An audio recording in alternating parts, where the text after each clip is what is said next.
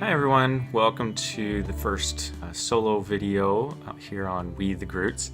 I thought I'd just expand a little bit about a couple of the things that we were talking about the other day in our last video, particularly regarding kind of going with the flow. So probably as any parent very well knows that when you have kids, you always have to be flexible and plans don't always get carried through fully. So I think even just during the pregnancy phase, we've really been challenged with making sure that we're not holding on too tightly to all the specific expectations that we have. And I think that has a big impact on the stress in our lives. And as you probably already know, stress is one of the biggest factors, especially during pregnancy, in affecting the growing baby. So Christy and I have been making it a top priority to try and reduce the amount of stress in our lives as much as possible, which definitely is a challenge. It's not easy when Christy's still finishing up her nursing degree. I just finished school and recently started working as a massage therapist here in London. And so with new jobs and still working on finishing school, there's definitely a lot on our plate, not to mention having to cater to all the ups and downs of a pregnancy.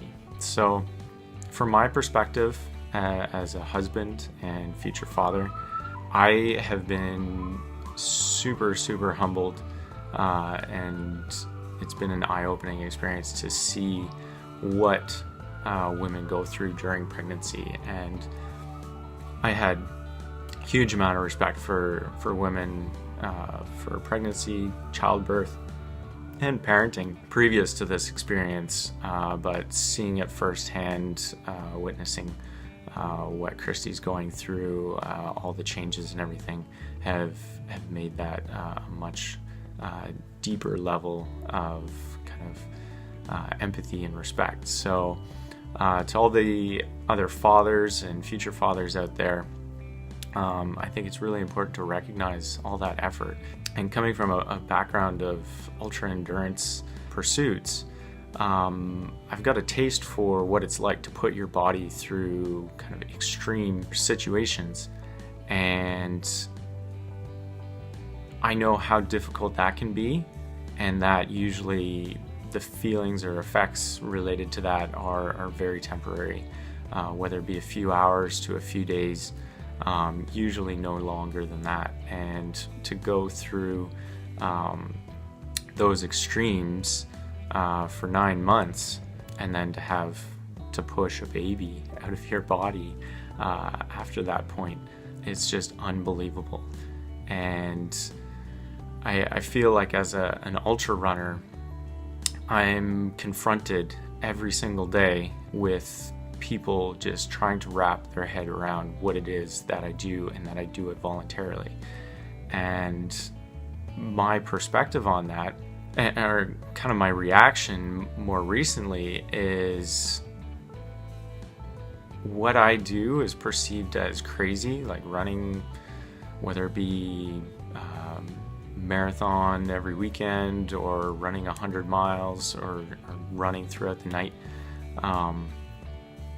Like that's a small drop in the bucket. With some training, anybody can do that, and almost anybody, and you can recover from that relatively quickly.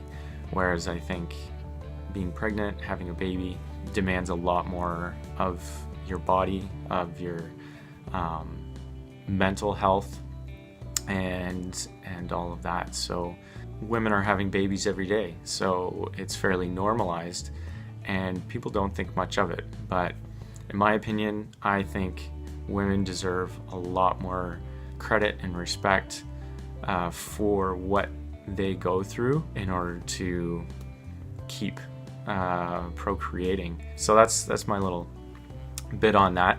And then back to going with the flow. So things don't always go as planned. Might have a whole menu planned for the week, and you can be all organized and cook meals ahead so that there's a lot less stress in our lives.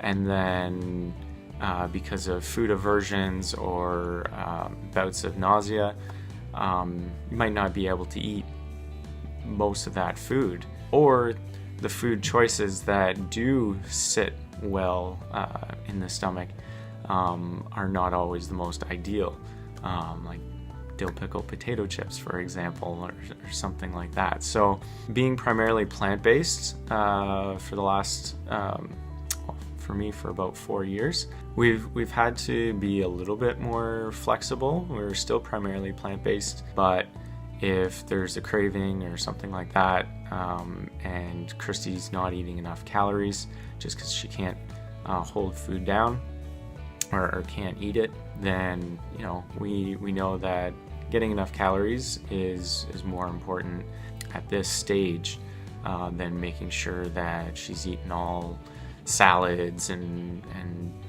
all the healthiest food that we normally eat on a regular basis. So we're still eating pretty well, but we're not getting caught up in the weeds of all the diet dogma. So we still really think that a plant-based diet is best, but it is just that, it's plant-based. So if there's a little peppering of a little bit of dairy or something in there, we don't beat ourselves up about it. And so that leads me to another thing that I just wanted to touch on, and that's kind of the personal development that takes place going through something like this. And I think when you're considering bringing a new life into the world, it really demands a lot more reflection on your own values and morals. And sometimes we forget to look at what's most important to our lives, but when you think about sharing those values and morals with a very malleable young human, then you start to break it down and dissect it and see what's important, and maybe discover that something that you thought was important really isn't that important. So to be more specific, things like consumer goods. We're trying to have this baby and still maintain somewhat minimalist lifestyle, and that's always a huge, not a struggle, but a challenge, because we're interested in lots of different activities and like little gadgets and things that make our life easier or allow us to explore learning new things, whether it be diet related, exercise, or recreation related, or otherwise.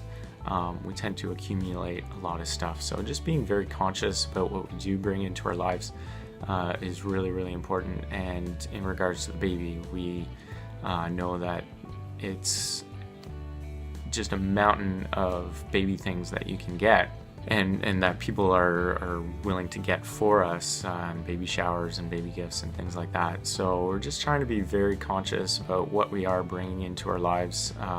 We do still live in a smaller one-bedroom apartment for the time being, so that adds a level of accountability to that goal as well.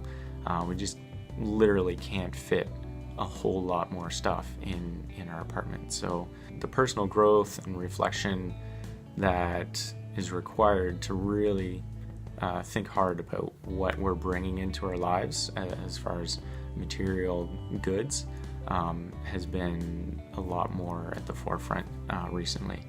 The last thing before I wrap this up, I just wanted to talk about how we express our excitement. So normally Christy's the unarguably the on-camera talent in these videos, so I hope you're not too bored listening to me yammer on. But she gets very, very excited very easily, but then with like fluctuations in mood and stuff, it can be very difficult as well. So there's lots of ups and downs throughout pregnancy. She has been having a hard time dealing with that, but her self-awareness of knowing that a lot of these like mood swings, if you want to call it that, are a result of fluctuations in hormones and diet and just stress with being busy and things like that. So she doesn't like hold on to them too tightly, which I think is a key way of being able to prevent that stress from building and building. And on the other end of the spectrum, sometimes Christy will accuse me of not being excited about things, and I'm definitely excited. But I find that, especially in recent years, I'm a little bit more, I don't really want to use the word cautious, but about my excitement. And not that I'm reserved about all the changes that are happening and what's coming up in the future, but I find that I tend to stick in the present almost as a default now. Now, that's not saying I'm like a Buddhist monk or anything that is continually in a meditative state. Far from it.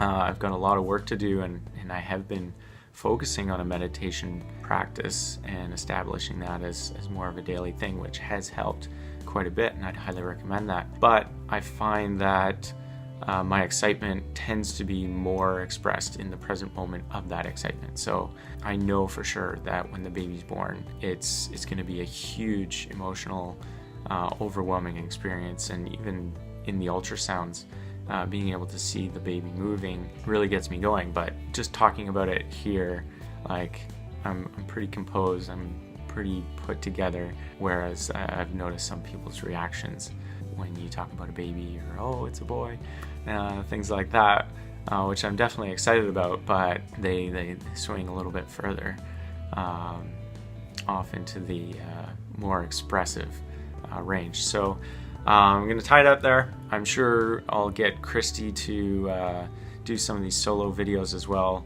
because I think it's really helpful to see her perspective without me kind of watching over her shoulder, as well as more from me, the kind of father's perspective, because I think it's really important for modern men that are going through this to have a sense of what other guys are going through. I know for men it can be difficult sometimes to share about their experiences and frustrations or challenges or goals. So I hope this at least helps serve that role a little bit for a few people out there. So that's it for me for today.